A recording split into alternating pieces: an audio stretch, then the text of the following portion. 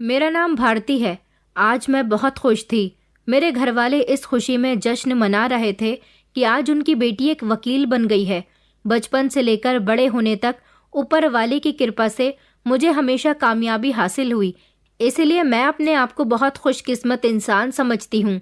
मगर कभी कभी इंसान के साथ कुछ ऐसे हादसे हो जाते हैं जब वो अपने आप से नफरत करने लगता है।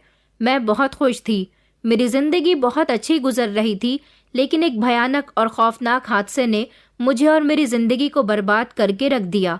ये कहानी मैं उन लड़कियों के लिए लेकर आई हूँ जो खुद को बर्बाद हो जाने के बाद पिंजरे में कैद करके रख लेती हैं, अपनी जिंदगी को एक बोझ समझने लगती हैं।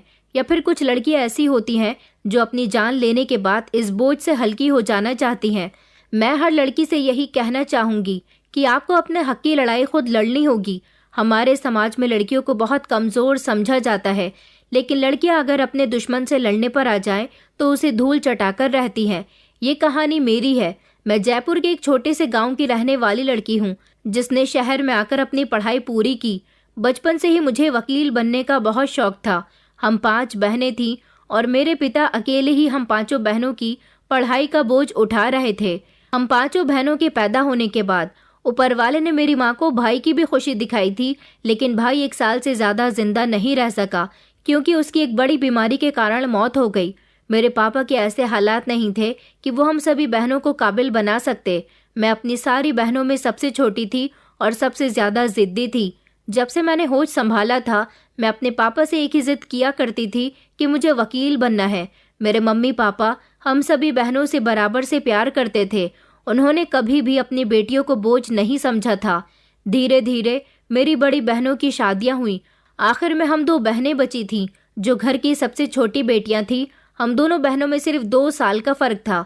मुझसे 2 साल बड़ी बहन योगिता, हम दोनों एक दूसरे के साथ सहेलियों की तरह रहते थे, मगर पढ़ाई में भी वो बहुत कमजोर थी। उसे पढ़ने का कोई शौक नहीं था।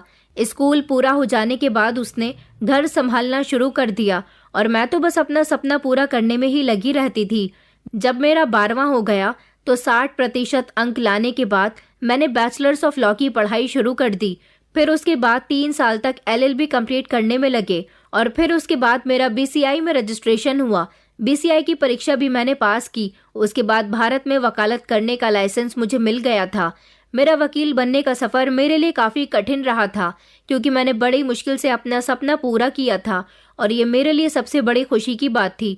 जब वकील बनकर मैं अपने गांव वापस लौटी तो पूरे गांव वाले इस बात की खुशियां मना रहे थे कि उनके गांव का नाम चंद्र प्रसाद की सबसे छोटी बेटी भारती ने रोशन कर दिया। मेरी सभी बहनें भी अपने पतियों के साथ हमारे घर आई हुई थी। सबने मेरा अच्छी तरह से स्वागत किया था, क्योंकि मैं काफ़ी समय से शहर में रह रही थी। शहर में मेरी मासी का घर था और मैंने वहीं रहकर अपनी पढ़ाई कंप्लीट की थी। अब मैं शहर में अपने एक चैम्बर खोलना चाहती थी, जहां पर मैं लोगों को उनका हक दिलाने के लिए लड़ना चाहती थी। और अब मैंने इंसाफ के खिलाफ लड़ना शुरू कर दिया था। काफ़ी सारे ऐसे केसेस थे जिसमें मैं कामयाब हुई थी और शहर की फेमस वकील बन गई थी। काफ़ी सारे लोग मुझे जानते थे। मैं अपने परिवार को भी शहर लेकर आ गई थी। यहाँ अपने परिवार के साथ मेरी जिंदगी बहुत अच्छी गुजर रही थी। मेरे मम्मी पापा, मेरी बहनें, सब लोग मुझ पर गर्व महसूस करते थे। मुझे अच्छा लगता था कि जिंदगी में मैंने जो चाहा मुझे मिल गया। मेरी जिंदगी पूरी तरह से बदल कर रह गई थी और मुझे अब भी ऐसा ही लगता था कि आगे जिस चीज़ की मैं ख्वाहिश करूंगी वो भी मुझे मिलता रहेगा। लेकिन अब मेरे साथ कुछ ऐसा होने वाला था जिसने मुझे पूरी तरह से बर्बाद करके रख दिया था। एक दिन मैं अपने चैम्बर में बैठी हुई थी जब एक औरत रोती हुई मेरे केबिन में आई। वो एक बूढ़ी औरत थी और बुरी तरह से रो रही थी। उसके साथ एक जवान लड़की थी। मैंने कहा, आप क्यों रो रही हैं? क्या परेशानी है? उन्होंने कहा, मैडम जी, मैं बड़ी उम्मीद के साथ आपके पास आई हूँ। मुझे इंसाफ दिलवाइए, वरना मैं घर से बेघर हो जाऊंगी। मैं ही नहीं बल्कि पूरे 500 लोगों की छत का सवाल है। मैंने कहा, आप तसल्ली से बैठिए और मुझे पूरी बात बताइए। वो मेरे सामने बैठ गई। वो जवान लड़की उसकी पोती थी और ये बूढ़ी औरत इस जवान लड़की की दादी थी। इन दोनों ने मुझे बताया कि हमारा इस दुनिया में एक दूसरे के अलावा कोई भी नहीं है। हम बहुत गरीब लोग हैं, मगर हम एक खोली में रहते हैं जहाँ पर हम ही नहीं बल्कि 500 लोग अपनी जिंदगी आराम से गुजार रहे हैं। हमारी छोटी सी खोली है, मगर हमें इस बात का सुकून है कि हमारे सर पर हमारी अपनी छत है। लेकिन अब हमारी छत हमसे कोई छीन लेना चाहता है और हमें सड़क पर ले आना चाहता है।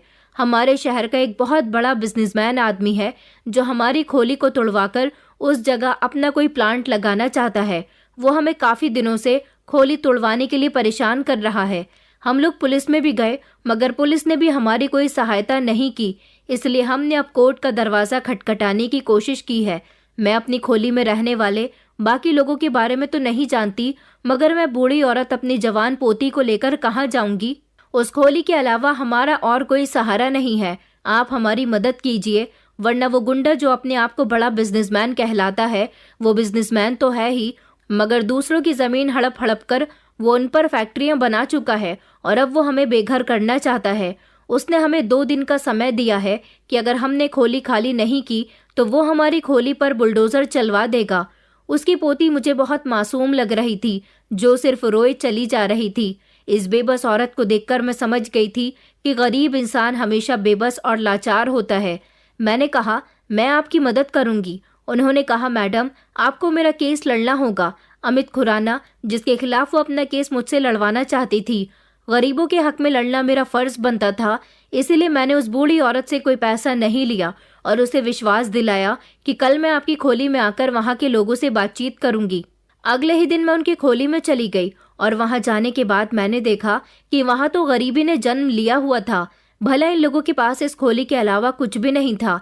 अमित खुराना शहर की एक बहुत बड़ी मल्टीनेशनल कंपनी का मालिक था, जिसकी काफी सारी फैक्ट्रियां चल रही थी, मिलें चल रही थी। भला उसे क्या जरूरत थी इन गरीबों की छत इनसे छीन लेने की? आखिर इन लोगों के पास इस खोली के अलावा और था ही क्या? मुझे इन सब लोगों को देखकर बहुत तरस आया था और मैंने इन सब से वादा किया था कि आपका घर आपसे कोई नहीं छीन सकता। जब इन लोगों ने पुलिस में कंप्लेंट दर्ज की थी, तभी अमित खुराना ने इन लोगों को कोर्ट से खोली खाली करवाने के लिए नोटिस भेज दिए थे। लेकिन अब मैंने भी इनका साथ देना शुरू कर दिया था। सबसे पहले मैंने खोली की ज़मीन से जुड़े सारे ही दस्तावेजों की जांच की और फिर उसके बाद ये सुनिश्चित किया कि इस ज़मीन पर असल हकदार और मालिक कौन है। फिर ये बात पता चल गई कि 30 साल पहले ये खोली बनी थी और इन गरीबों ने पनाह ले ली थी। इस खोली का मालिक एक बहुत बूढ़ा आदमी था जो अब इस दुनिया को छोड़कर चला गया था और उसका परिवार भी यहाँ पर नहीं रहता था। मगर खोली के लोगों का कहना है कि जब वो लोग इस खोली में किराए पर रहते थे, तब उन्होंने एक एक करके खोली के एक एक कमरे को खरीद लिया था और तभी से वो इस खोली के हकदार बन गए। मैंने काफ़ी सारे ऐसे सबूत इकट्ठे भी कर लिए थे जिससे ये साफ साफ साबित हो रहा था कि ये खोली इन गरीबों की ही है और इनको यहाँ से कोई नहीं निकाल सकता। बहुत सारे दस्तावेज, गवाहों के बयान, ये सब कुछ मैंने इकट्ठे कर लिए थे जो कोर्ट में मैं अमित खुराना के खिलाफ साबित करना चाहती थी। उन्होंने भी इस केस से रिलेटेड काफ़ी सारे दावे किए थे। अमित खुराना के वकील को भी मैं अच्छी तरह से जानती थी। फिर ये केस कोर्ट में चला और वहां जाकर मैंने अपने सारे दस्तावेज और गवाहों के बयान दिलवाए। जज ने एक एक करके दोनों ही पक्षों का मामला सुना। अमित खुराना की तरफ से उनके वकील ने बहुत सारे ऐसे गवाह पैसों से खरीद लिए थे जिन्होंने कोर्ट में झूठे बयान दिए। ये केस काफ़ी लंबे समय तक चला था। कोर्ट में गवाह, सबूत, दस्तावेज, ये सब कुछ हर महीने की तारीख पर बदलते गए, लेकिन मैंने उन गरीबों को उनका हक दिलाने में कोई कमी नहीं छोड़ी। जितना मुझसे हो सका मैंने वो सब कुछ किया। जिस पर मुझे अमित खुराना के कुछ आदमी खरीदने के लिए भी आए थे। उन्होंने कहा कि इस केस से पीछे हट जाओ, हम तुम्हें काफ़ी सारा पैसा देंगे। मगर मैं पैसों से खरीदने वाली इंसान नहीं थी। मैंने तो ठान ही लिया था कि मैं गरीबों को उनका हक दिलवा कर रहूंगी, इसलिए मैं उन लोगों के दिए हुए लालच में नहीं आई। इन सब में कानूनी प्रक्रिया काफ़ी लंबी चली थी, इसलिए खोली के सारे ही लोग धैर्य से काम ले रहे थे। मैंने उनको अच्छी तरह से हर बात के बारे में समझा दिया था। अमित खुराना और उसके आदमियों ने हर तरह से कोशिश कर ली थी कि वो ये केस जीत जाएं, मगर जीत हमेशा सच्चाई की होती है। फाइनली मैं इस केस को जीत गई थी। कोर्ट ने हमारे हक में फैसला किया था और ये बात कोर्ट में साबित हो गई थी कि ये खोली उन 500 गरीब लोगों की है जो पिछले 30 सालों से यहाँ पर रह रहे हैं। और अमित खुराना अब इन लोगों को किसी भी तरह से तंग नहीं करेंगे। उनके पास काफ़ी सारी ज़मीन जायदाद है, वो अपना प्लॉट कहीं और लगा सकते हैं, लेकिन अपने काम के लिए वो गरीबों को बिल्कुल भी परेशान नहीं करेंगे। अमित खुराना इस केस को हार गए थे। ये खबर सोशल मीडिया, न्यूज़ चैनल और अखबारों के माध्यम से पूरे शहर में फैल गई थी, जिससे उनकी काफ़ी इंसल्ट हुई थी। मगर मैं बहुत खुश थी। खोली के सारे ही लोग मेरा बहुत शुक्रिया अदा कर रहे थे, लेकिन मेरा तो काम ही यही था। मैं अपने आप को एक ईमानदार और एक अच्छा वकील बनाना चाहती थी। ये केस जीतने के बाद मुझे ऐसा लगता था कि ऊपर वाला मुझ पर बहुत मेहरबान है, लेकिन मैं ये नहीं जानती थी कि ये केस हारने पर अमित खुराना की बेइज्जती ही नहीं हुई थी, बल्कि वो और उनका बेटा जो कारोबार करना चाहते थे वो भी डूब गया था।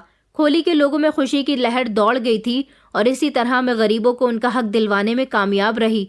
इस बात को लगभग 1 महीना गुजर गया था जब मेरे मोबाइल पर एक नए नंबर से कॉल आई।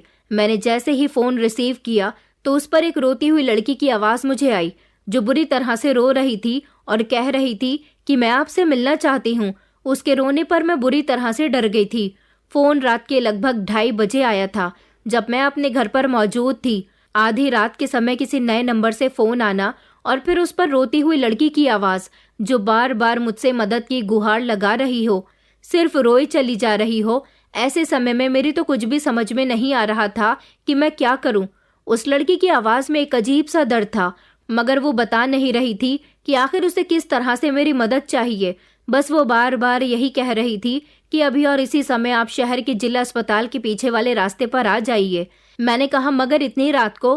तो वो कहने लगी कि जी, आज जो केस आपके पास आया है उससे रिलेटेड कुछ सबूत मेरे पास है। मुझे कुछ लोग मारना चाहते हैं, लेकिन मरने से पहले मैं आपको वो सबूत देना चाहती हूँ ताकि आप ये केस जीत सके। मुझे याद आया कि आज मेरे पास एक केस आया था।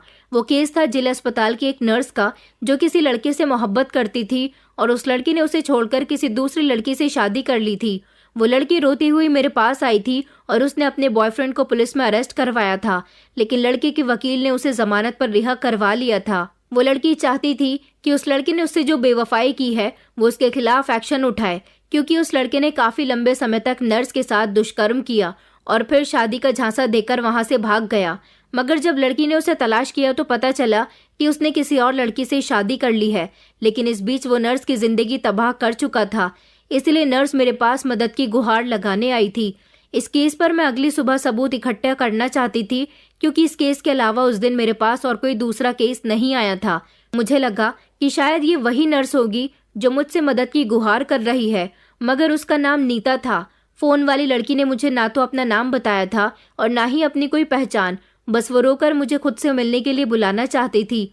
फोन बंद होने के बाद मैं उसी समय बिस्तर से उठी। मैंने घड़ी पर नजर डाली तो 3:30 बजे का समय हो रहा था। मैं फौरन ही घर से जाने के लिए निकल गई। मैंने अपने मम्मी पापा में से किसी को भी कुछ नहीं बताया और खामोशी से घर का दरवाजा खोलकर और अपनी स्कूटी निकालकर मैं चली गई थी उस लड़की के बताए गए पते पर। लेकिन मैं जैसे ही वहां पहुंची तो मुझे वहां पर दूर दूर तक भी कोई नजर नहीं आ रहा था। जिला अस्पताल के पास उस लड़की ने मुझे बुलाया था। वो नर्स भी वही उसी अस्पताल में नौकरी करती थी, मगर वो लड़की कहाँ चली गई थी?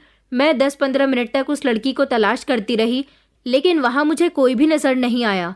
जिस नंबर से मुझे फोन आया था मैं उस नंबर को भी बार बार ट्राई कर रही थी। वो नंबर अब बंद जाने लगा। मैं परेशान हो गई थी, लेकिन फिर मैंने सोचा कि मुझे सुबह यहाँ आकर दोबारा से तलाशी लेनी चाहिए।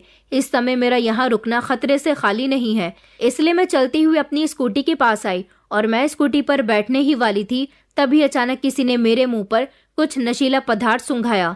उस इंसान ने मुझे इतनी मजबूती से पकड़ लिया था कि मैं खुद को पलट भी नहीं पा रही थी और खुद को उससे छुड़वा भी नहीं पा रही थी। और मुझे ये भी नहीं पता था कि मुझे इतनी मजबूती से पकड़ने वाला इंसान कौन है। उस समय मैं बहुत बेबस बन गई थी। मैं चीख भी नहीं सकती थी, क्योंकि मेरे मुंह को बुरी तरह से बंद कर लिया गया था। जो नशीला पदार्थ मुझे सूंघाया गया था उसकी वजह से मैं खुद को निढाल होता महसूस करने लगी।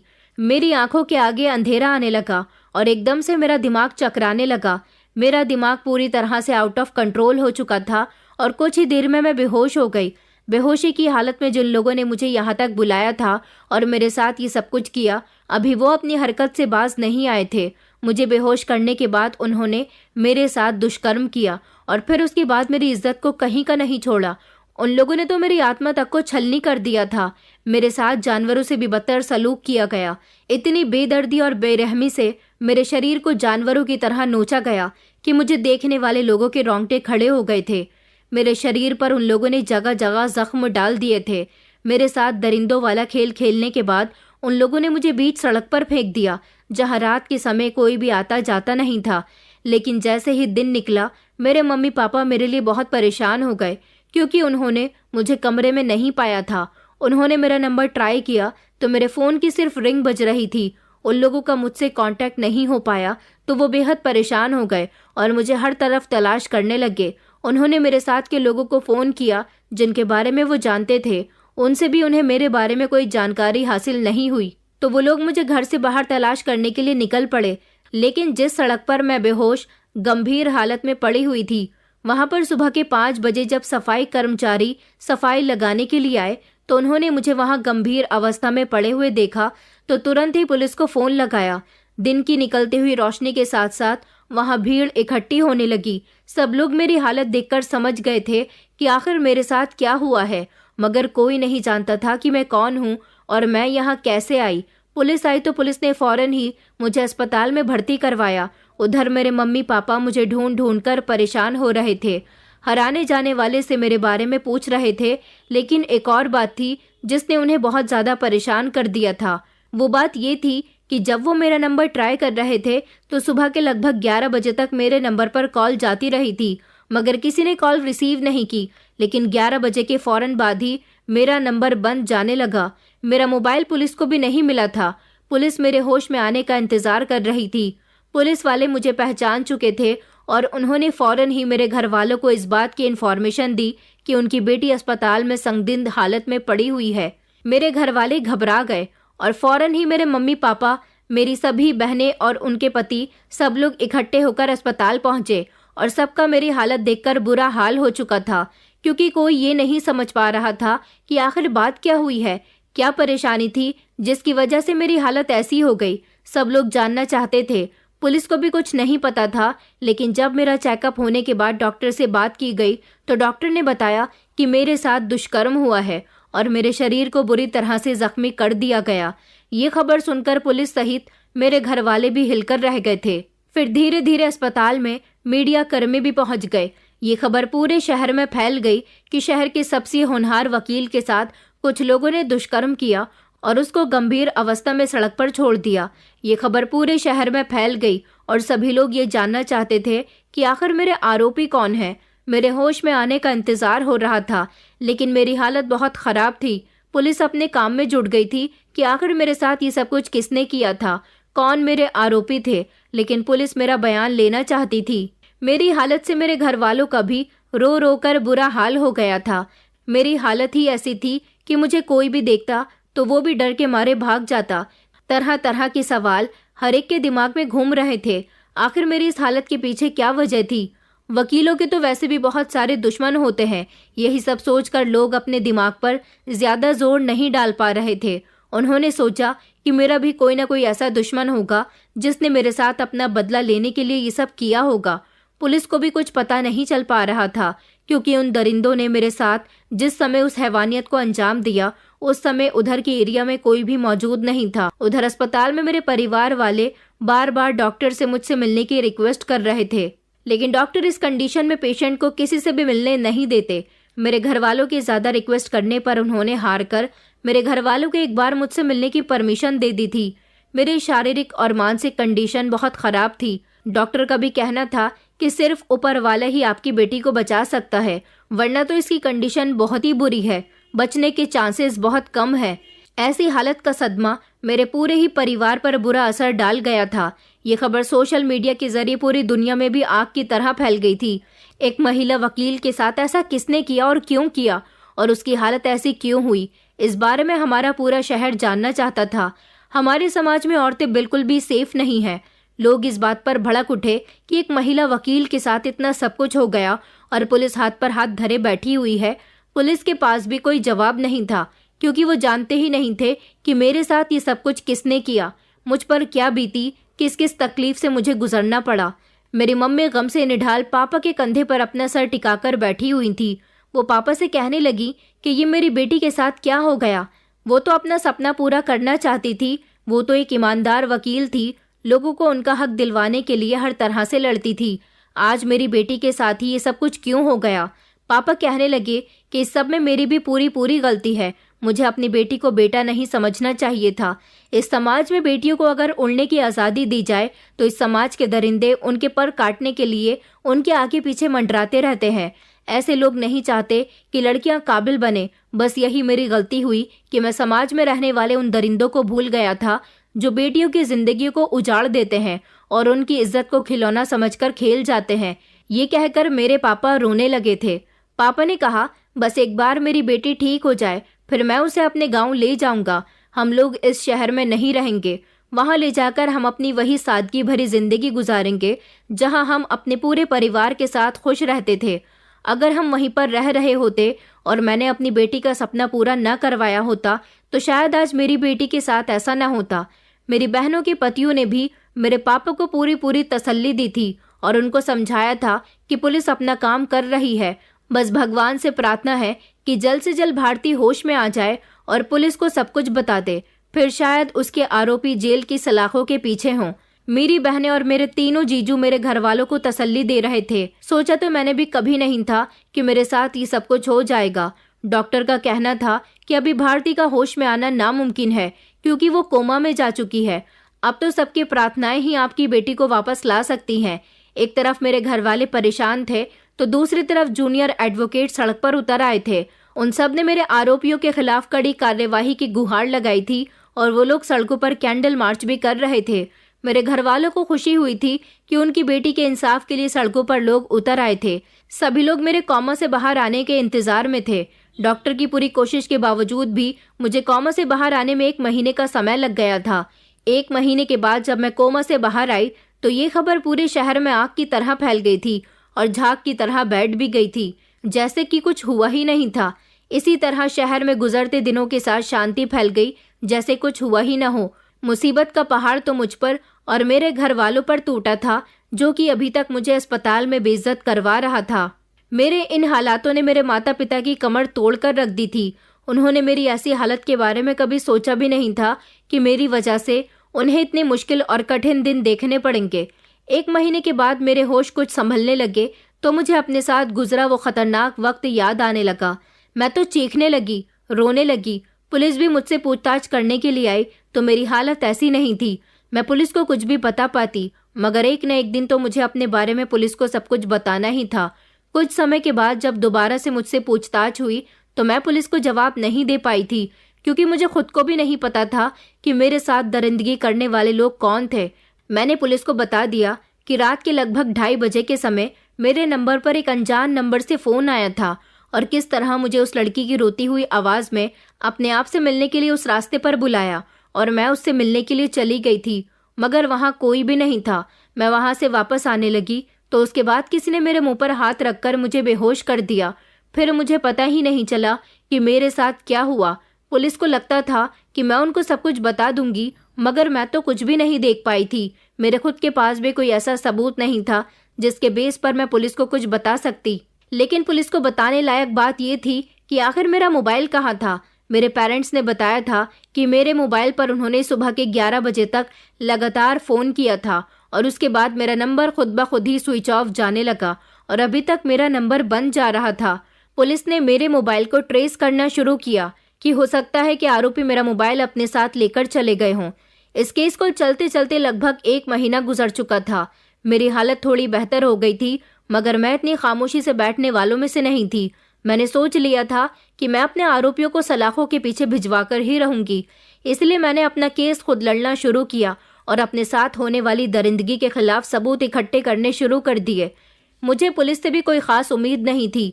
मैं अपने आरोपियों का चेहरा दुनिया के सामने लेकर आना चाहती थी, इसलिए मैंने सबसे पहले जिला अस्पताल जाकर उस लड़की के बारे में पता लगाया। अस्पताल की नर्स थी और मेरे पास अपना केस लेकर आई थी। वहां जाने के बाद मुझे पता चला कि इस नाम की ऐसी कोई भी लड़की वहां नौकरी नहीं करती। उस नर्स का नाम नीता था। फिर मैं उधर के एरिया में गई जिधर के रास्ते पर मेरे साथ उस दरिंदगी को अंजाम दिया गया था। मैं भले ही अपने आरोपियों के खिलाफ सबूत इकट्ठे करने में जुट गई थी, लेकिन मैंने अपनी पहचान छुपा ली थी। मैं घर से निकलती तो अपना चेहरा छुपाकर निकलती थी ताकि मुझे कोई पहचान न सके। मुझे डर था कि अगर मेरे आरोपियों को पता चल गया कि मैं बिल्कुल ठीक हो गई हूँ और उन लोगों के खिलाफ सबूत इकट्ठे कर रही हूँ तो शायद वो लोग मुझे या मेरे परिवार वालों को नुकसान पहुंचाने की कोशिश कर सकते हैं। अस्पताल के पीछे वाले रास्ते पर वैसे तो सारा इलाका सुनसान ही पड़ा हुआ था, मगर एक ऐसी चीज थी जिससे मैं उन दरिंदों को पहचान सकती थी। वो था एक पुराना बंद पड़ा हुआ मेडिकल स्टोर। वहां का एरिया सुनसान था, इसलिए मेडिकल स्टोर बंद पड़ा हुआ था, लेकिन मेडिकल स्टोर के बाहर सीसीटीवी कैमरा लगा हुआ था। इस मेडिकल स्टोर के मालिक के बारे में मुझे पता लगाना था। मेडिकल के बाहर मेडिकल का नाम, मालिक का मोबाइल नंबर और उसका नाम भी लिखा हुआ था। मैंने फौरन ही उसका नाम और नंबर नोट किया और फौरन ही उसका नंबर ट्राई किया। कॉल बिल्कुल सही जगह लगी थी। कॉल उठाने वाला इंसान मेडिकल स्टोर का मालिक ही था। मैंने उससे रिक्वेस्ट की और मिलने के लिए कहा तो वो मुझसे मिलने के लिए राजी हो गया। मैंने उसे कैफे में बुला लिया था, लेकिन वहां भी मैं अपना चेहरा छुपा कर गई थी। वो मेडिकल स्टोर का मालिक मुझे देखकर परेशान हो रहा था कि आखिर मैं कौन हूँ, क्योंकि वो मुझे नहीं जानता था। फिर मैंने उससे कहा कि आपके मेडिकल स्टोर के बाहर बोर्ड लगा हुआ था, मैंने वहां से आपका कॉन्टैक्ट नंबर लिया है। मैं जानना चाहती हूँ कि आपके मेडिकल स्टोर के बाहर जो सीसीटीवी कैमरा लगा हुआ है वो इस समय चल रहा है, क्या उसकी 27 नवंबर की फुटेज मुझे मिल सकती है? मैंने उसे अपने बारे में सब कुछ बता दिया और उससे रिक्वेस्ट की कि प्लीज मेरी मदद करो। उसने कहा उधर के एरिया में सुनसान रहती है, इसलिए मैंने अपना मेडिकल स्टोर वहां से खत्म कर दिया और भीड़ भाड़ वाली जगह में दूसरी दुकान पर मेडिकल स्टोर कर लिया है। लेकिन मेरा सीसीटीवी कैमरा अभी भी वहीं पर लगा हुआ है, लेकिन काफी लंबे समय से मैंने उसकी फुटेज चेक नहीं की और ना ही मुझे ये पता कि वो सीसीटीवी कैमरा चालू है या नहीं। उसने कहा लेकिन मैं आपकी मदद कर सकता हूँ। वो उसी समय मुझे अपने घर ले गया था। उसके घर में कंप्यूटर था। उसने चेक किया तो सीसीटीवी कैमरा चालू था और उनकी फुटेज भी उसके पास थी। उसने मुझे 27 नवंबर रात के 3 बजे की फुटेज निकाल कर दी। मैंने उन फुटेज को गौर से देखा तो उसमें मुझे 2 आदमी नजर आए जो ठीक मेडिकल स्टोर के सामने मेरे पीछे खड़े होकर मुझे दबोच चुके थे और फिर उसके बाद मैं बेहोश हो गई थी। वो लोग मुझे बेहोश करने के बाद खचेड़कर दूसरी जगह ले गए थे जिधर कैमरे की लोकेशन नहीं आ रही थी। वो 2 आदमी थे और उन दोनों ने ही अपने चेहरे को कवर किया हुआ था, जिससे उनकी पहचान नहीं हो रही थी। मैं काफी समय तक सीसीटीवी फुटेज देखती रही। मेडिकल स्टोर के सामने से हट जाने के बाद सीसीटीवी फुटेज में कुछ भी नहीं आया था, लेकिन 2 घंटे के बाद कुछ ऐसा हुआ जिसकी वजह से मुझे पता चल गया था कि वो लोग कौन थे। उस समय लगभग 4:30 बजे का टाइम था जब मेडिकल स्टोर के सामने एक बड़ी सी गाड़ी आकर रुकी और उस गाड़ी से उतरने वाला इंसान कोई और नहीं बल्कि अमित खुराना था। वो वहां पर आया और उसने उन दोनों से कुछ बातचीत की और वो दोनों नकाबपोश आदमी थोड़ी देर बाद एक बाइक पर बैठकर चले गए थे, जबकि अमित खुराना भी अपनी गाड़ी में बैठकर वहां से चला गया था। मैं समझ गई थी कि ये सब कुछ किसने किया था। ये सब कुछ अमित खुराना ने किया था। उसने मुझसे बदला लिया था। मैंने उसी समय वो सीसीटीवी फुटेज लिया और अमित खुराना के खिलाफ पुलिस में कंप्लेंट दर्ज करवा दी। कोर्ट में भी याचिका दायर कर दी और अब ये केस कोर्ट में चल निकला था। मेरे पास सिर्फ एक ही सबूत नहीं था बल्कि और भी सबूत आ चुके थे।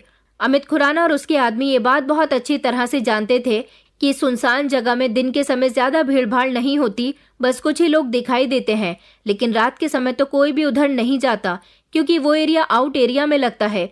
इसीलिए वो लोग मुझे वहां ले गए और वहां ले जाने के बाद एक कोने में जाकर उन्होंने मेरे साथ इस दरिंदगी को अंजाम दिया। और ऐसा करने के लिए अमित खुराना ने ही उनसे कहा था। उसे ये नहीं मालूम था कि उस जगह पर कैमरा लगा हुआ है और कैमरा सारी रिकॉर्डिंग कर चुका है। मैंने वो सीसीटीवी फुटेज कोर्ट में प्ले की। सब लोग उसे देख रहे थे और सबको ये यकीन आ गया था कि इस मामले में अमित खुराना का बहुत बड़ा हाथ है, मगर वो अपनी सच्चाई उगलने के लिए तैयार नहीं हो रहा था। उसने न जाने कितने झूठे वकील लगा दिए थे, लेकिन मेरा सीसीटीवी फुटेज एक कठोर और मजबूत सबूत साबित हुआ था। मेरे मोबाइल की लोकेशन भी ट्रेस कर ली गई थी। मेरा मोबाइल उन दोनों आदमियों के पास था जिन्होंने मेरे साथ उस रात गलत किया था। वो दोनों कोई बहुत बड़े गुंडे नहीं थे बल्कि मामूली से चोर उचक्के थे जो छोटी मोटी चोरियां किया करते थे। उन्होंने मेरा मोबाइल भी चोर बाजार में बेच दिया था। आजकल टेक्नोलॉजी इतनी ज्यादा कामयाब हो गई है कि मोबाइल में सिम का होना जरूरी नहीं है। बिना सिम कार्ड के भी मोबाइल की लोकेशन ट्रैक की जा सकती है। मेरा मोबाइल चोर बाजार से जिस इंसान ने खरीदा था उसको हिरासत में ले लिया गया था, मगर उसने पुलिस को बताया कि उसने ये मोबाइल 10,000 रुपए में चोर बाजार से खरीदा था। जिस इंसान से ये मोबाइल खरीदा गया था उसने पुलिस को बता दिया कि उसे ये मोबाइल किसने दिया था और फिर पुलिस ने मेरे आरोपी को पकड़ लिया। उस आरोपी ने अपने साथ ही साथ दूसरे आरोपी का भी नाम पुलिस को बता दिया और फिर इस तरह उन दोनों ने कोर्ट में आकर ये बात साबित कर दी कि वीडियो में वो दोनों ही है और अमित खुराना के कहने पर उन्होंने ही मेरे साथ ये सब किया। और वो लड़की जो उस दिन मेरे पास अपनी समस्या लेकर आई थी, उसी लड़की ने मुझे फोन किया था और उसी ने मुझे मिलने के लिए बुलाया था। उस लड़की ने भी अमित खुराना के कहने पर ही ये सब कुछ किया था ताकि मैं उसकी रोती हुई आवाज सुनकर उससे फौरन ही मिलने के लिए चली जाऊं। अमित खुराना को फौरन ही हिरासत में ले लिया गया था और फिर अमित खुराना ने कोर्ट में जज के सामने अपने वही बयान दिए जो वो नहीं देना चाहते थे। उन्होंने बता दिया कि मैंने उनके काम में रुकावट पैदा की। वो खोली तोड़कर वहां पर अपना कारोबार शुरू करना चाहते थे, मगर वहां के लोगों ने मुझसे कांटेक्ट किया और मैंने उनको उनकी जगह दिलवा दी और अमित खुराना ये केस हार गए। तभी से उन्होंने अपने दिल में ठान लिया था कि वो मुझसे बदला लेकर रहेंगे, इसलिए उन्होंने ये सब कुछ किया। मगर वो ये नहीं जानते थे कि मैं एक ऐसी इंसान थी जो दूसरों के लिए लड़ना जानती थी तो अपने लिए भी लड़ सकती थी। उन्हें लगता था कि मेरे साथ जब ये सब कुछ होगा तो मैं अपनी बदनामी के डर से खामोश होकर बैठ जाऊंगी, बल्कि मुझे खुद को ये नहीं पता था कि मेरे आरोपी कौन है। इसलिए मैं आरोपियों का पता लगाने की कभी कोशिश भी नहीं करूंगी और ये बात दबी की दबी रह जाएगी। लेकिन कोशिश करने वालों की कभी हार नहीं होती। और दूसरी तरफ अमित खुराना से एक ये गलती हुई थी कि वो नहीं जानते थे कि मेडिकल स्टोर के सामने कैमरा लगा हुआ था और इस चीज का पता मैंने लगा लिया जिसमें उनका चेहरा साफ साफ नजर आ रहा था। वो उस रात अपने भेजे हुए गुंडों से मिलने के लिए गए थे। उन्होंने उनको बताया था कि इस लड़की को यहीं बीच सड़क पर छोड़कर चले जाना। मेरी इज्जत खराब करने के बाद उन्हें ये नहीं पता था कि एक दिन वो भी किसी को मुंह दिखाने लायक नहीं रहेंगे। उनसे बदला लेने की हिम्मत किसी में नहीं थी, मगर मैंने ये कर दिखाया था। मैंने अपने आरोपियों को सलाखों के पीछे पहुंचा दिया था। इस हादसे में जितने भी लोग शामिल थे उन सबको अरेस्ट कर लिया गया। उन सब के खिलाफ बड़ी कार्यवाही हुई थी। अपना ही केस खुद लड़कर मैं जीत गई थी। सोशल मीडिया पर, अखबारों में और न्यूज चैनल में सारे ही लोग मेरी प्रशंसा कर रहे थे। मेरे माता पिता को भी खुशी हुई थी कि उनकी बेटी ने जख्मी शरीर के साथ इतनी हिम्मत का काम किया था। मैं चाहती तो अब दोबारा संभल नहीं सकती थी, मगर मेरे लिए संभलना बहुत जरूरी था। अमित खुराना अरेस्ट हुए तो उनके पूरे परिवार की भी बहुत बदनामी हुई, जबकि पुलिस ने उनके बाकी के काले धंधों पर भी गौर किया। पूरा ही पुलिस सिस्टम लपेट में आ गया था। जो उनके खरीदे हुए पुलिसकर्मी थे उन सभी के खिलाफ भी कार्यवाही की गई, क्योंकि वो सिर्फ खोली वाले गरीब लोगों की ही खोली नहीं तोड़ रहे थे, बल्कि बहुत सारे ऐसे गरीब लोगों की जमीनों पर कब्जा करके उन्होंने अपनी मिल्स और फैक्ट्रियां बनाई हुई थी। उनके सारे ही कारोबार को बंद कर दिया गया और उसके खिलाफ भी कार्यवाही हुई। मैं अपनी जंग जीत चुकी थी। मैं बहुत खुश थी और इस तरह मेरे आरोपी दुनिया के सामने आ गए थे। मगर कुछ दिनों बाद अमित खुराना की पत्नी और उनका बेटा मुझसे अमित खुराना की तरफ से माफी मांगने आए थे और रिक्वेस्ट कर रहे थे कि मैं उनके पति को जेल की सलाखों से छुड़ा लूं, मगर मैं ऐसा नहीं कर सकती थी। अमित खुराना एक इंसान नहीं था, बल्कि एक हैवान था जो अपनी दौलत की ताकत से हर किसी को रौंदना जानता था। मैंने उनकी पत्नी से कहा था कि मैं आपके लिए कुछ नहीं कर सकती। आपका पति तो अपनी हरकतों की वजह से जेल की सलाखों के पीछे है। ऊपर वाले से प्रार्थना कीजिए कि कभी आपका बेटा अपने पिता जैसा न बने, इसलिए अपने बेटे को अच्छे संस्कार दीजिए। अमित खुराना की पत्नी एक अच्छी और समझदार औरत थी, इसलिए शर्मिंदा होकर वहां से चली गई थी। लेकिन एक पत्नी अपने पति को बचाने के लिए कोशिश तो करती ही है। उन दोनों आदमियों को भी कड़ी सजा हुई थी, क्योंकि उन्होंने मेरे साथ बहुत गलत किया था। आज मैं एक काबिल और होनहार वकील हूँ और बड़े बड़े केस लड़ती हूँ। मेरी ऐसी हिम्मत से हमारे शहर की बहुत सारी लड़कियों को हिम्मत मिली थी, जो अपने साथ गलत हो जाने के बाद घर में छुपकर बैठ जाती हैं।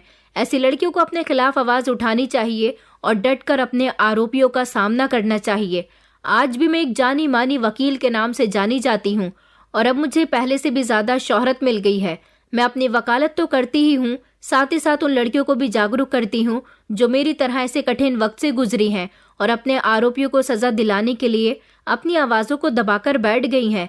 मैं घर घर जाकर लड़कियों को जागरूक करती हूँ और मैंने उन गंभीर लड़कियों की मदद करनी शुरू कर दी है जिनके साथ एसिड अटैक होते हैं, जिनको मोहब्बत के जाल में फंसाकर उनकी इज्जत के साथ खेला जाता है, जिनको दहेज के खिलाफ प्रताड़ित किया जाता है या फिर जिनके साथ दुष्कर्म किया जाता है। उन सभी लड़कियों का केस लड़ने के लिए मैं उनकी मदद करने के लिए हमेशा तैयार रहती हूँ। मेरी इज्जत तो अब सही सलामत है, लेकिन मैं अपनी उन बहनों की आज भी मदद करती हूँ और मुफ्त में उनका केस लड़ती हूँ। आज मैं न सिर्फ अपने पैरों पर खड़े होकर कामयाब बनी हूँ, बल्कि बेसहारा औरतों की आवाज बन चुकी हूँ, जो किसी वजह से खामोश रह जाती हैं या जिनकी आवाज को दबा दिया जाता है। ऊपर वाले की कृपा से मैंने अपनी जिंदगी को एक मकसद दिया। हर समय मैं ऊपर वाले का शुक्रिया अदा करती हूँ, जिसने मुझे इतनी हिम्मत दी और मुझे हमेशा कामयाब बनाया। ये कहानी सिर्फ मेरी नहीं, बल्कि उन सारी लड़कियों की है जो जुल्म के अंधेरे से निकलकर रोशनी की तरफ आती हैं और अपने कदम मजबूत करते हुए अपने साथ साथ दूसरी बेसहारा लड़कियों को भी सहारा देती हैं और उनको हिम्मत से बांधती हैं। आखिर कब तक हमारे समाज में लड़कियों के साथ ऐसा होता रहेगा? क्या हर लड़की को मेरी तरह होनहार और जुल्म के खिलाफ लड़ने वाला होना चाहिए? मेरे इस सवाल का जवाब आप लोगों के पास है। अगर है तो मुझे कमेंट सेक्शन में मेरे सवाल का जवाब जरूर देना। दोस्तों, उम्मीद करती हूँ आपको हमारी कहानी पसंद आई होगी। कहानी पसंद आई है तो वीडियो को लाइक करें, चैनल पर नए हैं तो चैनल को सब्सक्राइब करें और हाँ, नोटिफिकेशन बेल को जरूर दबाएं ताकि अगली अपडेट सबसे पहले आपको मिले।